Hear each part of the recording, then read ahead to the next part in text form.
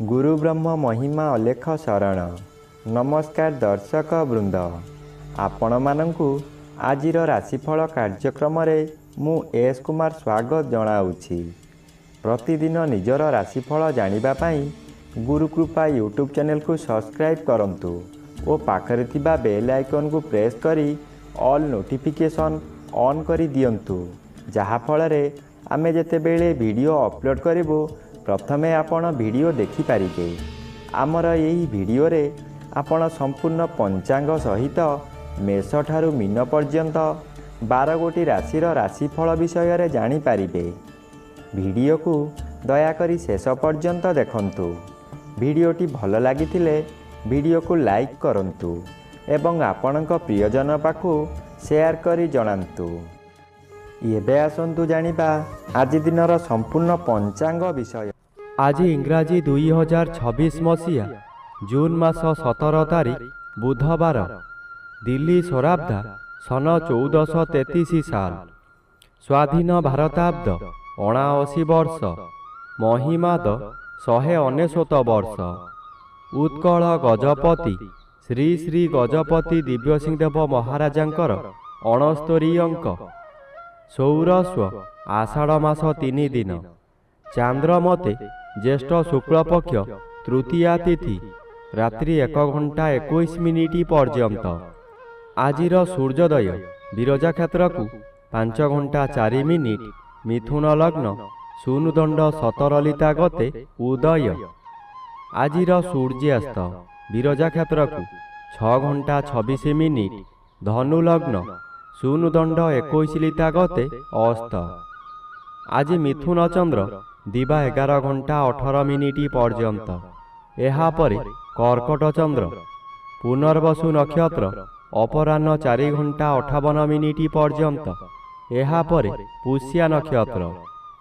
आज जन्मित शिशुर मिथुन राशि शूद्रवर्ण देवगण दिवा 11 घंटा 18 मिनिट गते कर्कट राशि विप्रवर्ण देवगण।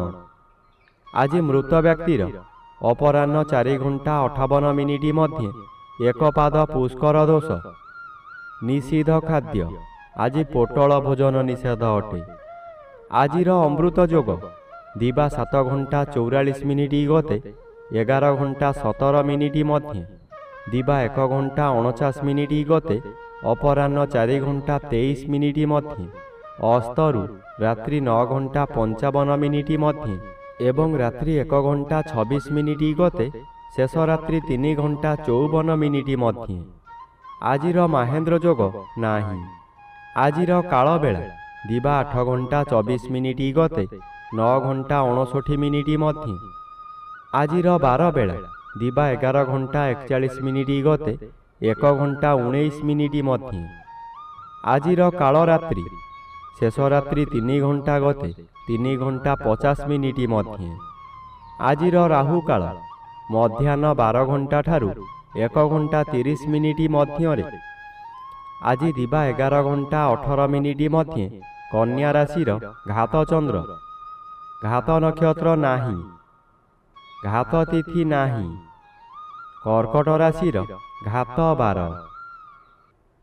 प्रिय बंधुगण, एबे आसंतु जानिबा मेष ठारू मीन पर्यंत 12 गोटी राशिर राशिफल विषय रे। राशिचक्रर प्रथम राशि मेष राशि। आज मेष राशि जन्मित व्यक्ति मानक सकाशे सकाळ समय रे तृतीय चंद्रर प्रभाव रहिथिबारु आपणक पई अत्यंत शुभ हेब। दीर्घ दिन धरी अटकी रहिथिबा कार्य रे अग्रगति हेब। बंधु सहकर्मी एवं परिवार लोकंकर साहाय्य सहयोग मिलिब। किंतु मध्याह्न परे चतुर्थ चंद्र आरंभ हेबारु मानसिक चिंता बढ़ी पारे। अनावश्यक यात्रा और खर्चरु दूरेई रुहंतु। घरोई कथा को नहीं मन अशांत होई पारे। एबे आसंतु जानिबा राशिचक्रर द्वितीय राशि वृष राशि विषय रे। आज वृष राशि जन्मित व्यक्ति मानक सकाशे द्वितीय चंद्र जोगु आपणक चेष्टा फलप्रद हेब एवं कौनसी विशेष व्यक्ति सहयोग लाभ करि पारंती। मध्याह्न परे तृतीय चंद्र अति शुभ थिबारु भाग्य आपणक सपक्षरे रहिब। ଚାକିରି କ୍ଷେତ୍ରରେ ପ୍ରଶଂସା, ବ୍ୟବସାୟରେ ଲାଭ ଏବଂ ସମାଜରେ ସମ୍ମାନ ବୃଦ୍ଧି ହେବ। ଶତ୍ରୁମାନେ ମଧ୍ୟ ଆପଣଙ୍କ ସମ୍ମୁଖରେ ଦୁର୍ବଳ ହୋଇ ପଡ଼ିବେ। ପରିବାରରେ ଆନନ୍ଦମୟ ପରିବେଶ ରହିବ। ଏବେ ଆସନ୍ତୁ ଜାଣିବା ରାଶିଚକ୍ରର ତୃତୀୟ ରାଶି ମିଥୁନ ରାଶି ବିଷୟରେ। ଆଜି ମିଥୁନ ରାଶି ଜନ୍ମିତ ବ୍ୟକ୍ତିମାନଙ୍କ ସକାଶେ ସକାଳ ସମୟରେ ଶ୍ରୀଚନ୍ଦ୍ରର ପ୍ରଭାବ ରହିଥିବାରୁ ଆପଣଙ୍କ ଘରେ ଆନନ୍ଦ ଓ ଖୁସିର ପରିବେଶ ଦେଖାଦେବ। ପରିବାର ସହ ସମୟ ବିତାଇବାର ସୁଯୋଗ ମିଳିବ ଏବଂ କୌଣସି ଶୁଭ ଖବର ପାଇ ମନ ପ୍ରଫୁଲ୍ଲ ରହିବ। ମଧ୍ୟାହ୍ନ ପରେ ଦ୍ୱିତୀୟ ଚନ୍ଦ୍ର ଶୁଭ ଫଳ ପ୍ରଦାନ କରିବେ। ଧନ ଲାଭର ସୁଯୋଗ ମିଳିବ। ପରିବାରର ସହଯୋଗ ପାଇବେ। ଚାକିରି ଓ ବ୍ୟବସାୟ କ୍ଷେତ୍ରରେ ମଧ୍ୟ ଭଲ ଫଳ ପ୍ରାପ୍ତି ହେବ। ଏବେ ଆସନ୍ତୁ ଜାଣିବା ରାଶିଚକ୍ରର ଚତୁର୍ଥ ରାଶି କର୍କଟ ରାଶି ବିଷୟରେ। ଆଜି କର୍କଟ ରାଶି ଜନ୍ମିତ ବ୍ୟକ୍ତିମାନଙ୍କ ସକାଶେ ସକାଳ ସମୟରେ ଦ୍ୱାଦଶ ଚନ୍ଦ୍ରର ପ୍ରଭାବ ରହିଥିବାରୁ ମନରେ ଅନାବଶ୍ୟକ ଚିନ୍ତା ଓ ଦୁଶ୍ଚିନ୍ତା ବଢ଼ିପାରେ। ଯେଉଁ କାର୍ଯ୍ୟରେ ହାତ ଦେବେ ସେଥିରେ ଆଶା ଅନୁଯାୟୀ ଫଳ ମିଳିବାରେ ବିଳମ୍ବ ହେବ। ଖର୍ଚ୍ଚ ଅଧିକ ହେବାରୁ ମନ ଅସ୍ଥିର ରହିବ। ମଧ୍ୟାହ୍ନ ପରେ ଶ୍ରୀଚନ୍ଦ୍ର ପ୍ରଭାବ ଆରମ୍ଭ ହେବାରୁ ପରିସ୍ଥିତିରେ କିଛି ସୁଧାର ଆସିବ। ଧାର୍ମିକ କାର୍ଯ୍ୟରେ ମନ ଲାଗିବ ଓ ମାନସିକ ଶାନ୍ତି ଅନୁଭବ କରିବେ। ଏବେ ଆସନ୍ତୁ ଜାଣିବା ରାଶିଚକ୍ରର ପଞ୍ଚମ ରାଶି ସିଂହ ରାଶି ବିଷୟରେ। ଆଜି ସିଂହ ରାଶି ଜନ୍ମିତ ବ୍ୟକ୍ତିମାନଙ୍କ ସକାଶେ ସକାଳ ସମୟରେ ବାଧାପ୍ରାପ୍ତ ଏକାଦଶ ଚନ୍ଦ୍ରର ପ୍ରଭାବ ରହିଥିବାରୁ ଆଶା କରିଥିବା କାର୍ଯ୍ୟରେ କିଛି ବାଧା ଆସିପାରେ। ମନରେ ନିରାଶ ଭାବ ଆସିବ। କିଛି ଲୋକଙ୍କର ବ୍ୟବହାର ଆପଣଙ୍କୁ କଷ୍ଟ ଦେଇପାରେ। ମଧ୍ୟାହ୍ନ ପରେ ଦ୍ୱାଦଶ ଚନ୍ଦ୍ର ଆରମ୍ଭ ହେବାରୁ ଅନାବଶ୍ୟକ ଖର୍ଚ୍ଚ ଓ ମାନସିକ ଅଶାନ୍ତି ବଢ଼ିପାରେ। କାହା ସହିତ ବିବାଦରେ ନ ପଡ଼ି ଆଜି ନିଜ କାମରେ ଧ୍ୟାନ ଦେଲେ ଭଲ ହେବ। ଏବେ ଆସନ୍ତୁ ଜାଣିବା ରାଶିଚକ୍ରର ଷଷ୍ଠ ରାଶି କନ୍ୟା ରାଶି ବିଷୟରେ। ଆଜି କନ୍ୟା ରାଶି ଜନ୍ମିତ ବ୍ୟକ୍ତିମାନଙ୍କ ସକାଶେ ସକାଳ ସମୟରେ ଘାତଚନ୍ଦ୍ରର ପ୍ରଭାବ ରହିଥିବାରୁ ପ୍ରତ୍ୟେକ କାର୍ଯ୍ୟରେ ସତର୍କତା ଅବଲମ୍ବନ କରନ୍ତୁ। ମନ ଅସ୍ଥିର ରହିପାରେ ଏବଂ ଭୁଲ ନିଷ୍ପତ୍ତି ନେବାର ସମ୍ଭାବନା ରହିଛି। ଯାନବାହନ ଚଳାଇବା ସମୟରେ ସାବଧାନ ରୁହନ୍ତୁ। ମଧ୍ୟାହ୍ନ ପରେ ବାଧାପ୍ରାପ୍ତ ଏକାଦଶ ଚନ୍ଦ୍ର ଆରମ୍ଭ ହେବାରୁ ଲାଭର ସୁଯୋଗ ଆସିବ, କିନ୍ତୁ ତାହା ସମ୍ପୂର୍ଣ୍ଣ ରୂପେ ମିଳିବ ନାହିଁ। ଆଜି କାହାରି କଥାରେ ପ୍ରଭାବିତ ନ ହୋଇ ନିଜ ବିବେକ ଅନୁସାରେ କାର୍ଯ୍ୟ କରନ୍ତୁ। ଏବେ ଆସନ୍ତୁ ଜାଣିବା ରାଶିଚକ୍ରର ସପ୍ତମ ରାଶି ତୁଳା ରାଶି ବିଷୟରେ। ଆଜି ତୁଳା ରାଶି ଜନ୍ମିତ ବ୍ୟକ୍ତିମାନଙ୍କ ସକାଶେ ସକାଳ ସମୟରେ ବାଧାପ୍ରାପ୍ତ ନବମ ଚନ୍ଦ୍ରର ପ୍ରଭାବ ରହିଥିବାରୁ ଭାଗ୍ୟର ସହଯୋଗ କମ୍ ମିଳିପାରେ। ଗୁରୁଜନ କିମ୍ବା ବୟସ ବ୍ୟକ୍ତିଙ୍କ ସହ ମତଭେଦ ହେବାର ସମ୍ଭାବନା ରହିଛି। ଆପଣଙ୍କ କଥାକୁ ଭୁଲ ବୁଝି କେହି କଷ୍ଟ ପାଇପାରନ୍ତି। ମଧ୍ୟାହ୍ନ ପରେ ଦଶମ ଚନ୍ଦ୍ର ଆରମ୍ଭ ହେବାରୁ କର୍ମକ୍ଷେତ୍ରରେ କିଛି ଭଲ ସୁଯୋଗ ମିଳିପାରେ। ଉଚ୍ଚ ଅଧିକାରୀଙ୍କ ସହଯୋଗ ପାଇବେ ଏବଂ ଅଟକି ରହିଥିବା କାର୍ଯ୍ୟରେ ଗତି ଆସିବ। ଏବେ ଆସନ୍ତୁ ଜାଣିବା ରାଶିଚକ୍ରର ଅଷ୍ଟମ ରାଶି ବିଛା ରାଶି ବିଷୟରେ। ଆଜି ବିଛା ରାଶି ଜନ୍ମିତ ବ୍ୟକ୍ତିମାନଙ୍କ ସକାଶେ ସକାଳ ସମୟରେ ଅଷ୍ଟମ ଚନ୍ଦ୍ରର ପ୍ରଭାବ ରହିଥିବାରୁ ପ୍ରତ୍ୟେକ କାର୍ଯ୍ୟରେ ସତର୍କ ରୁହନ୍ତୁ। ଯାତ୍ରା ସମୟରେ ଅସାବଧାନତା କରନ୍ତୁ ନାହିଁ ଏବଂ ଯାନବାହନ ଚଳାଚଳରେ ବିଶେଷ ଧ୍ୟାନ ଦିଅନ୍ତୁ।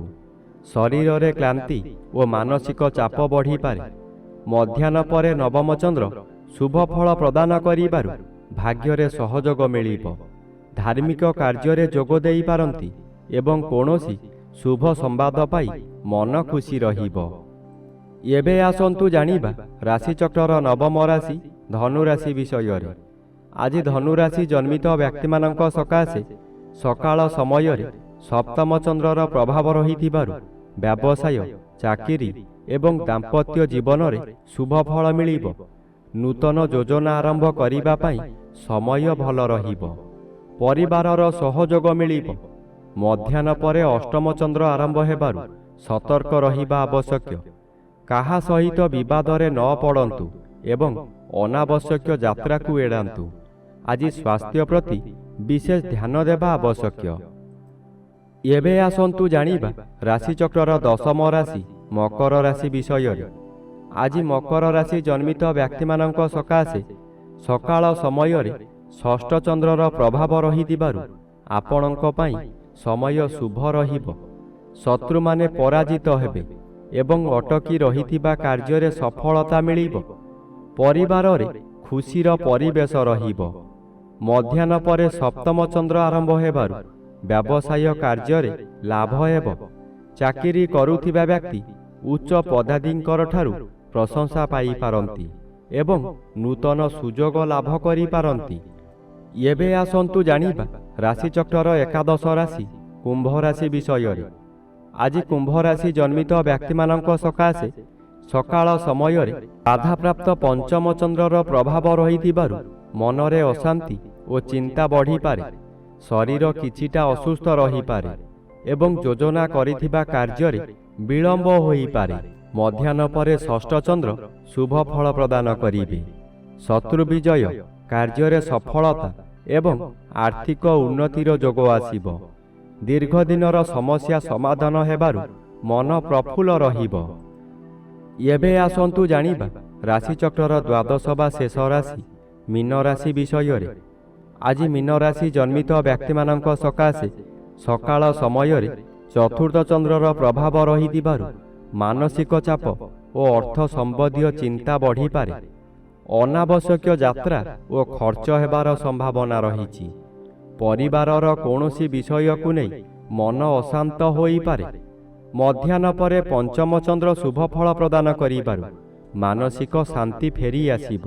ଆପଣଙ୍କୁ ଶୁଭ କାର୍ଯ୍ୟରେ ଯୋଗଦାନ କରିବାର ସୁଯୋଗ ମିଳିବ। ଆଜି ଛାତ୍ରଛାତ୍ରୀମାନେ ପାଠ ପଢ଼ାରେ ସଫଳତା ଲାଭ କରିବେ।